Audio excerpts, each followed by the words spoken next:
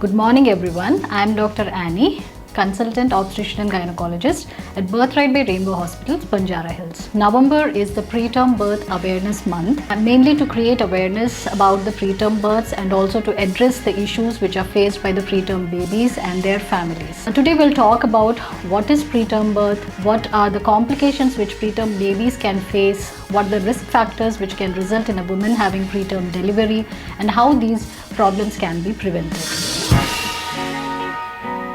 So to begin with, I'll say that approximately 13 million babies are born preterm worldwide annually, and it's important to be aware of this problem because preterm babies suffer from health concerns both short-term and long-term. The preterm babies are basically categorized based on the gestational age at which the delivery happens. So extreme preterm babies are those who are born below 28 weeks. The babies who are born between 28 to 32 weeks are early preterm. Moderate preterm babies are born between 32 to 34 weeks, and late preterm is between 34 to 36 weeks. We should be aware of this because the farther away from the gestational age, that is, the earlier the baby is born, the greater is the risk of serious complications. We all are aware that the advancements in the neonatal services, the treatments have greatly increased the chances of survival of these preterm babies. We should also know that survival is not the only outcome measure, because most preterm babies suffer from serious health consequences, and it is the leading cause of mortality in under 5 years of age group. They have both long-term and short-term health complications. To begin with, the short-term health problems which they suffer is disturbances in thermoregulation. So these babies cannot maintain the temperature once they are out of the womb. So they may have hypothermia, they may have low blood glucose levels, they have breathing difficulties. So most often they need respiratory support and prolonged ICU admissions. They have underdeveloped bowel, so they can suffer from infection in the intestinal lining, which is called as necrotizing enterocolitis, and brain being the last major organ to develop in the babies. Preterm babies can suffer from serious brain damage if there is any sort of bleeding or any form of stress in the brain. So more than 1/3 of extreme preterm babies of 24 to 26 weeks also suffer from a condition called as intraventricular hemorrhages. Long-term problems which these babies might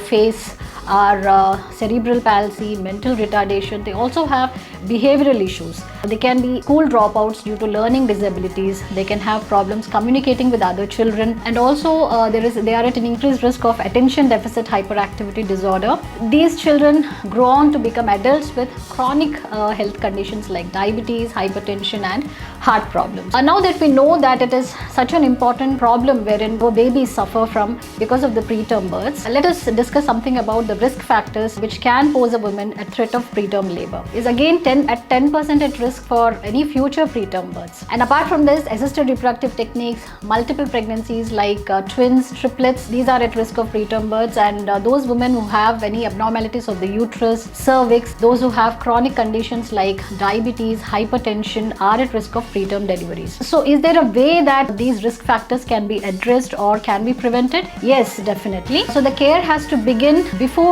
the pregnancy. That means the couple and women especially should come for a preconceptional checkup so that the risk factors can be identified, addressed, and managed appropriately so that a woman enters pregnancy in a best possible health state. Also, for those women who've had previous premature births, if they attend antenatal clinics regularly, have regular antenatal checkups, then treatment can be provided at an appropriate time, like progesterone support, and those with the cervical insufficiencies can also undergo cervical encerclage. For those in whom the standard therapies fail, now these days there is something called as an abdominal cerclage, which is a minimally invasive surgery and has greatly reduced the risk of preterm births in women. It's important that those women who've had previous preterm births, in those women where the risk factors have been identified in the antenatal period, they should plan their antenatal checkups and also deliveries at an institution with adequate NICU facilities, and also where there are trained obstetricians to handle preterm deliveries, and where the staff and the NICU facilities are well equipped to handle the preterm births. At the end, I would say that continuing a pregnancy till term is the best possible thing that can be offered, having regular antenatal checkups at an institution where these problems can be addressed, risk factors can be identified, and planning a safe institutional delivery which can offer multidisciplinary care with the best possible NICU facilities. Thank you very much.